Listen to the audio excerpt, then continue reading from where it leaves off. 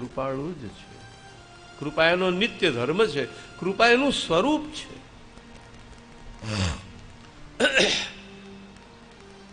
તો ભક્તને જીવનમાં જે કંઈ સાધક, જે કંઈ સાધનાની જરૂર છે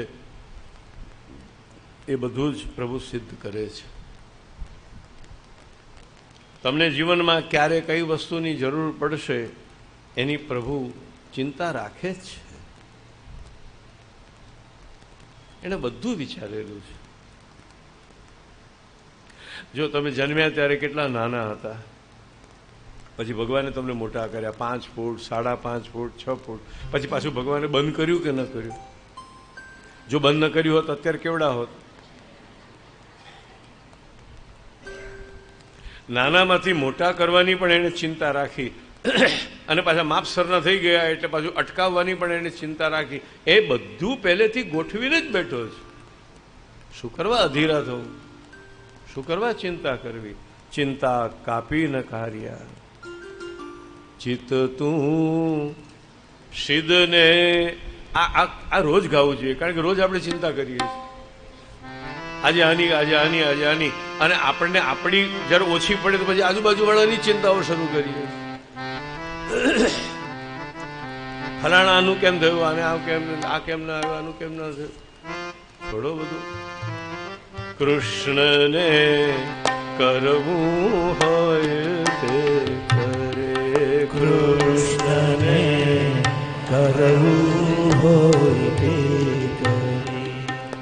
ચિત્ત તું સિદ્ધને ચિંતા ધરે, કૃષ્ણને કરવું હોય તે કરે.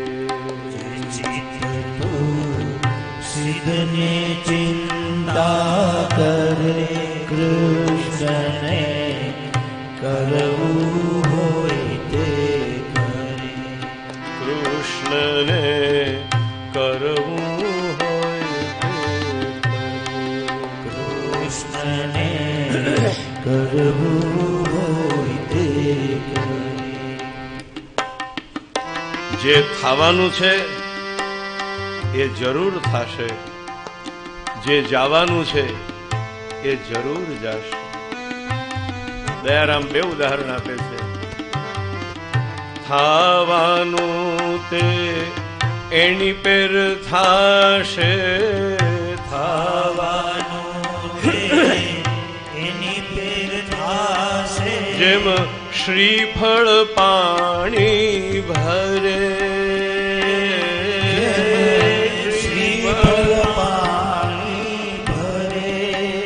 અગર એને પાણી ભરવું હશે તો નારિયેળમાં પણ ભરી દેશે.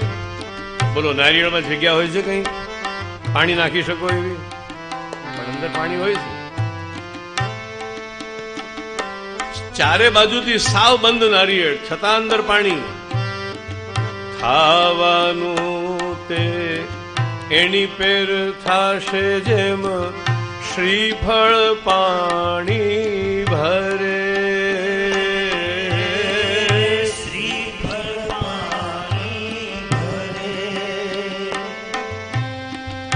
જવાનું તે એની પેર જાશે, જવાનું તે એની પેર જાશે.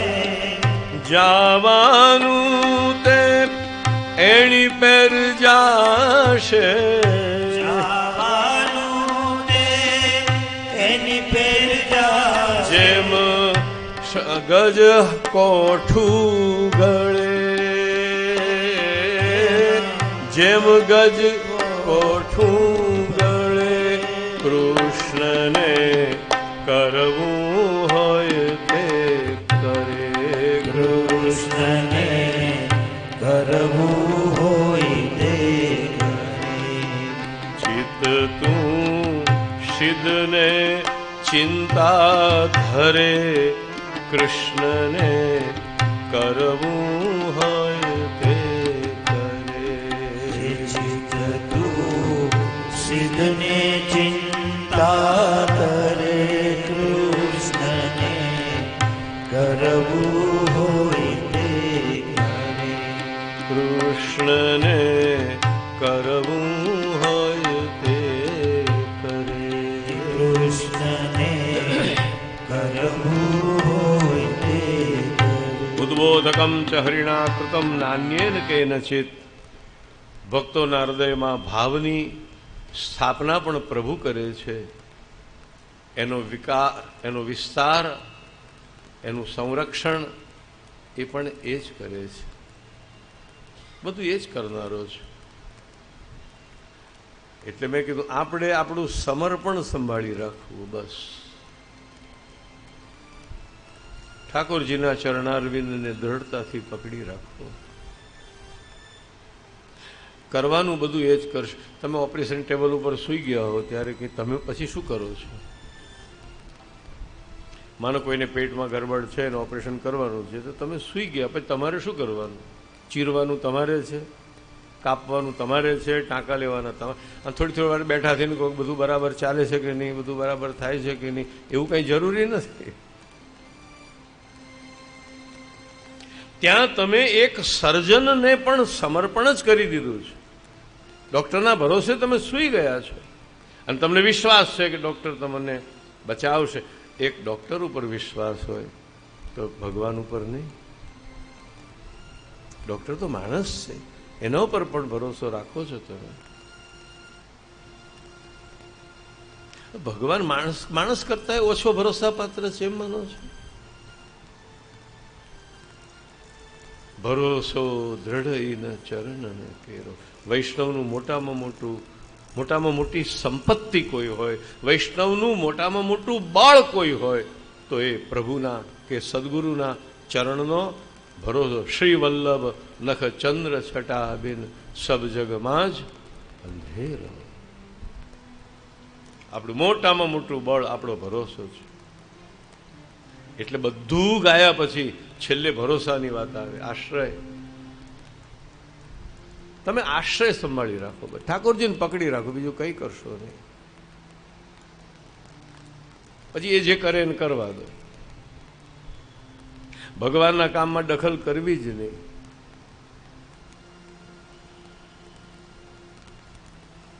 આપણું એક માથું છે એ 1000 સહસ્ત્ર શીર્ષા પુરુષા. આપણી 2 આંખો છે એની સહસ્ત્રાક્ષ. આપણા 2 પગ છે એના સહસ્ત્રપાદ.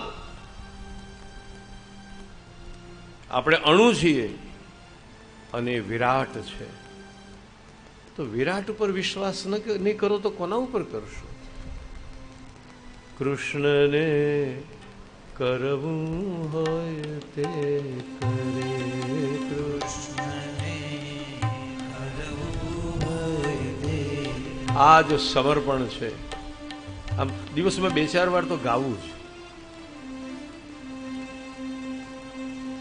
જે મહાપ્રભુજીના વચનામૃત છે, પ્રભુ સર્વ સમર્થો હિ તતો નિશ્ચિંતતામ રજેત. એ જ વાત દયારામ આ પદમાં કરે છે. પ્રભુ સર્વ સમર્થો હિ, એ સર્વથી સમર્થ છે, પછી શા માટે ચિંતા કરો છો?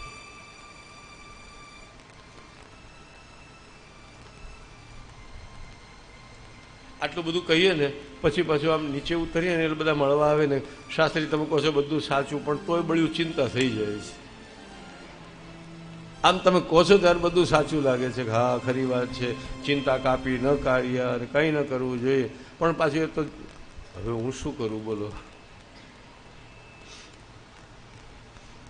માત્ર એક જ વાત યાદ રાખજો, તમે જેનો આશ્રય કર્યો છે એ સર્વશક્તિમાન છે.